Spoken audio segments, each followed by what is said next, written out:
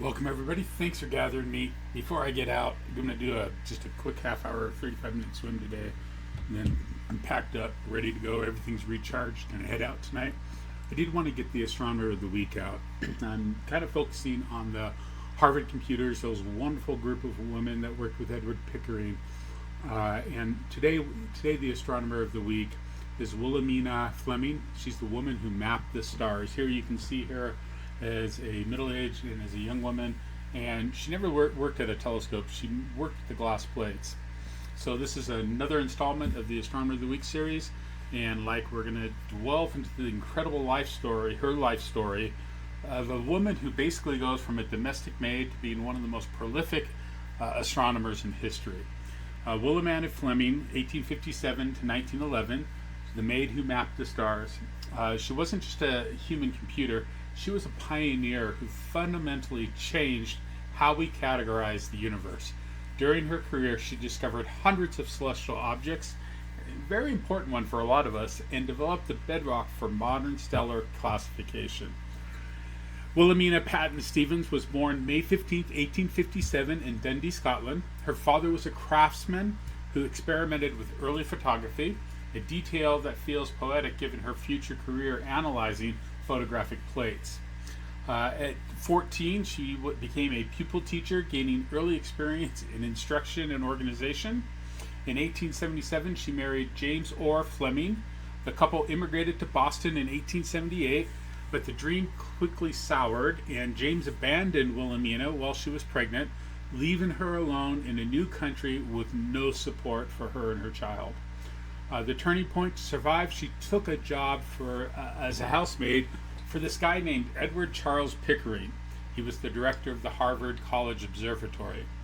Legend has it that Pickering became very frustrated with his male assistant's sloppy work, famously declared, quote, "My Scottish maid could do a better job." He hired her in 1879 for part-time clerical work, and by 1881, she was a full-time member of the observatory staff. Major astronomy contributions. Her work was meticulous. She didn't work through a telescope. Instead, she analyzed glass photographic plates, negatives of the sky, that captured the fingerprints spectral of stars. The Pickering-Fleming system, before Fleming, stellar classification was a mess. She devised a new, more logical system based on the amount of hydrogen visible in the star spectrum. She basically came up with two classes. Class A, stars with strong hydrogen lines. Class B, stars with the next strongest, and so on through the alphabet. This system was the direct precursor, I can't even say the word, to the OBA FGKM sequence that was refined by her colleague Antonia Maury and perfected by the last Astronomer of the Week, Andy Jumpcannon, that we talked about, and it's still used by astronomers today. She discovered the Horsehead Nebula. In 1888, while examining plate B2312, Fleming noticed a strange semicircular indentation in the constellation of Orion. We now know this as the iconic Horsehead Nebula, IC434 or B33. For decades, her discovery was credited to Pickering or his brother because she was a woman working in the shadows of the institution. It wasn't until much later that her name was rightfully attached to this wonderful, spectacular object. Fleming was an absolute powerhouse of data. Over her career, she discovered 10 nova, exploding stars, 52 nebula, 310 variable stars. Those are stars, of course, that change in brightness. White dwarfs. She was among the first to recognize the existence of these incredibly dense, hot Earth-sized stars. Again, she discovered the Horsehead Nebula B33 IC434 in 1888. She was working at the Harvard College Observatory analyzing glass photographic plates. On February 6, 1888, while examining plate B32312, she noticed a distinct dark-shaped silhouette against a bright nebula in the constellation of Orion. In her journal, she described it as a semicircular indentation 5 minutes in diameter, 30 minutes south of Zeta, Aldenac. The credit dispute. For decades, Fleming's name was omitted from the official records. Instead, credit was given to Edward Charles Pickering. As the director of the observatory, his name was on the published papers, of course.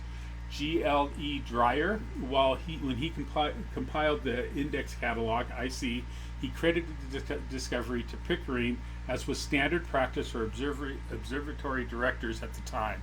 And then E.E. Barnard, he was the first to photograph it in high detail and cataloged it as a dark nebula, Barnard 33, B33, leading many to associate his name with the object. It wasn't until the late 20th century that historians and astronomers fully corrected the record. Today, Williamina Fleming is universally recognized as the discoverer.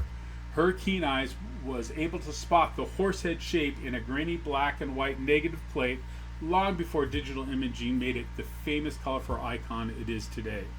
She was a champion for women in science. In 1888, she was appointed the curator of astronomical photographs at Harvard, the first woman to ever hold a corporate title at a university. She supervised a team of dozens of women known as the Harvard Computers, including future legends like Annie Jump Cannon and Henrietta Swan Leavitt.